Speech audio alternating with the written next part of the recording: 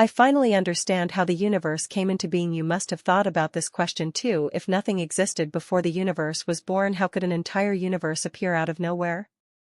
This question has puzzled humanity for centuries. In this video, I will dig layer by layer, asking questions relentlessly to show you the most reliable scientific explanations available. But before that, the first question is why we think the universe was born from nothing. To answer this question, we first need to understand what nothing means in physics. When you hear this word, you might imagine a complete void, no matter, no energy, not even space or time. But in modern physics, even what we call a vacuum is not truly empty, because, from the perspective of quantum mechanics, even a vacuum without particles or radiation is still filled with active phenomena. These are called quantum fluctuations. Particles and antiparticles pop into existence in pairs and then annihilate each other with a snap, over and over, endlessly. This isn't just a made-up theory. This phenomenon has already been observed in experiments. So, the so-called nothing is more like a pot of simmering kimchi soup with virtual particles constantly bubbling up and vanishing. Now you might ask, if the universe hadn't been born yet, when time itself didn't exist, how could these quantum fluctuations occur? Don't these fluctuations require the existence of time?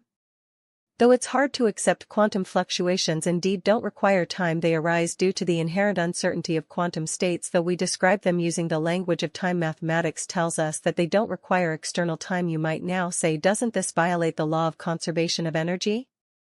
In fact, if the total energy of the universe is zero, it might not violate the law of conservation of energy. Many physicists suspect the total energy of our universe is exactly zero, but with so much matter around us, how could the total energy possibly be zero?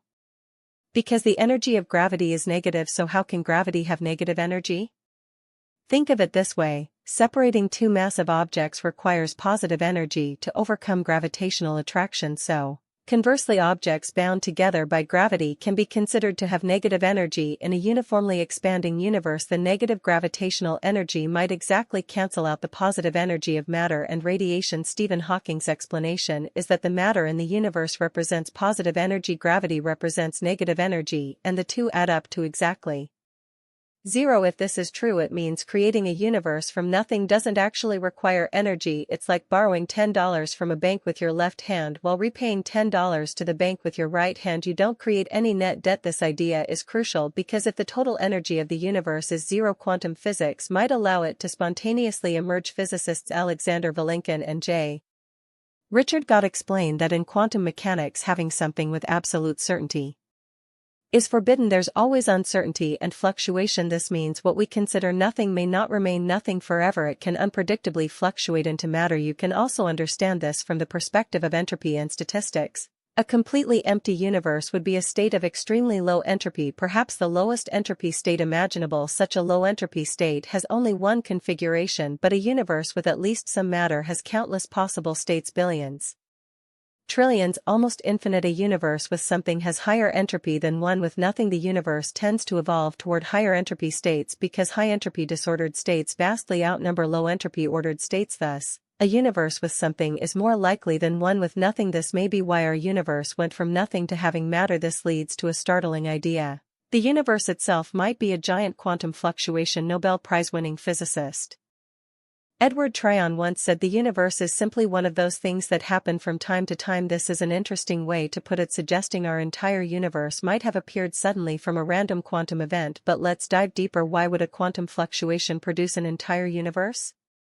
The fluctuations we usually see only produce tiny particle pairs, but imagine if a fluctuation produced a tiny, dense energy blob, a proto-universe. If our universe began this way, it would have to undergo massive expansion to become what we see today. This is where the Big Bang Theory comes in. The Big Bang Theory suggests that in an extremely short time after the universe's birth, the universe expanded exponentially at a speed exceeding that of light, and this doesn't violate physical laws because it was space itself that was expanding, and space can expand faster than light, but objects within space cannot move faster than light. Why isn't the Big Bang a crazy idea? Because it explains observations. It accounts for the size of the universe. We observe its uniformity and flatness. In fact, the Big Bang Theory is currently the mainstream theory about the origin of the universe, supported by substantial evidence such as the cosmic microwave background radiation, the afterglow of the Big Bang, and the distribution of galaxies we observe today. These align closely with the predictions of the Big Bang model. How do these ideas connect? A tiny universe born from nothing could expand into a vast universe through the Big Bang. Imagine blowing a tiny soap bubble into a massive balloon in an instant. Famous cosmologist and one of the founders of the Big Bang theory, Alan Guth, described the universe as the ultimate free lunch. Why a free lunch? Because you get everything from nothing without paying any energy cost. Positive and negative energies cancel each other out. The universe can grow. It borrows energy from the gravitational field and ultimately balances the books. Thus, the Big Bang provides a mechanism for a quantum scale nothing to fluctuate into a full universe filled with matter and energy. Now you might say it can't be that simple. There must be something wrong with this idea. Indeed, there's an obvious problem that's been overlooked. According to our understanding and observations of physics, whenever matter is created from energy, an equal amount of antimatter is also produced, and when matter and antimatter meet they annihilate each other, turning back into energy. In fact, quantum fluctuations work exactly this way. So how could we end up with a universe containing only matter? Where did all the antimatter go? Shouldn't the universe contain equal amounts of matter and antimatter, ultimately returning to a state with only a fluctuation field and no matter? This is an unresolved question, but to explain this discrepancy, the mainstream hypothesis proposed by physicists is that most antimatter annihilated with matter turning into radiation, but a tiny fraction of pure matter remained. They estimate this tiny fraction is about 1 in a billion particles surviving. How do we know this ratio is 1 in a billion? Because we observe that for every matter particle in the universe, there are about a billion photons, since each matter-antimatter pair annihilation produces 2 photons. This 1 in a billion leftover matter formed all the stars, planets, and all visible matter in our universe. How did this tiny imbalance occur? Why was some matter left behind? The early universe must have briefly broken some symmetry between matter and antimatter. In 1967, Andrei Sakharov proposed a recipe for how this could happen, now known as the Sakharov conditions. In short, due to conditions in the early universe, 3 things led to a tiny amount of extra matter being left behind. First, certain rare reactions can actually change the number of matter particles. Second, physical laws have a tiny bias causing matter and antimatter to behave slightly differently, like a biased coin with a slightly higher chance of landing heads than tails. Third, the universe expanded and cooled so rapidly that this tiny bias was frozen before it could be smoothed out. As the universe cooled, almost all matter and antimatter pairs annihilated, but that tiny remaining fraction persisted. Now with these theories you can be bolder in imagining creating a brand new universe for free. Isn't that incredible? Physicist Sean Carroll has a great way of explaining it. He says you can create a compact, self-contained universe without needing any energy at all. In other words, as long as the total energy is zero, physics doesn't forbid a universe from appearing out of nowhere. So, from nothing to something happens naturally. This idea, though shocking, is rooted in our understanding of quantum fields and energy. But let's ask one more why. Why must we assume the universe had a beginning? So far we've assumed the universe indeed had a beginning, but could it be eternal?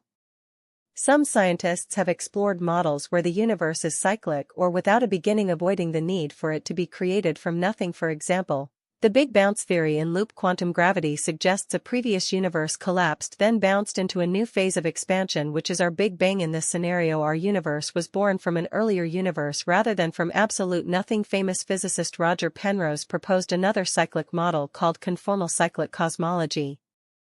This model suggests in an almost unimaginably distant future all matter will decay, the universe will become empty and infinitely expanded through a peculiar mathematical transformation. This state can be reinterpreted as the Big Bang of a new universe. Penrose even claims he found traces of a previous universe in the cosmic microwave background. He calls these spots Hawking points, possibly remnants of black holes from a previous cosmic era, but these claims are highly controversial. Other scientists believe there is no convincing evidence in the cosmic microwave background for structures from a previous universe. So, while cyclic models are interesting, they remain unproven. Some might argue the universe has always been eternal, never having a beginning. However, the cosmic microwave background radiation left by the universe's expansion and evidence like the predicted abundance of hydrogen strongly support the Big Bang framework, including the idea that the universe was once much smaller and much hotter. To be clear, this doesn't prove there was nothing before that, but it does suggest the universe as we know it had a beginning. Most cosmologists interpret this as the universe and time itself beginning about 13.8 billion years ago. So,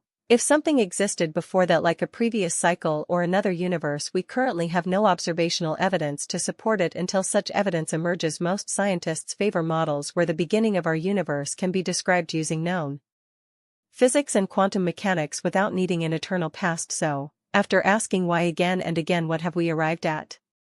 This is the view based on our best theories. The universe likely did emerge from nothing, but this nothing isn't a simple absolute void. It's a realm where quantum physical laws still apply, and these laws allow our universe to spontaneously ignite into existence. In essence, pure nothing is unstable under quantum uncertainty and zero-energy conditions. Existence can spontaneously emerge. Our universe may be the result of a random quantum fluctuation or quantum tunneling event which then rapidly expanded into the universe we see. Know that this concept isn't baseless speculation. It's rooted in theories that make testable predictions and can be observationally verified. Though we can't say we've fully proven how it happened, the most favored scientific explanations don't require external or supernatural causes. The universe follows physical laws and can create itself. Now you might say, why do the physical laws themselves exist?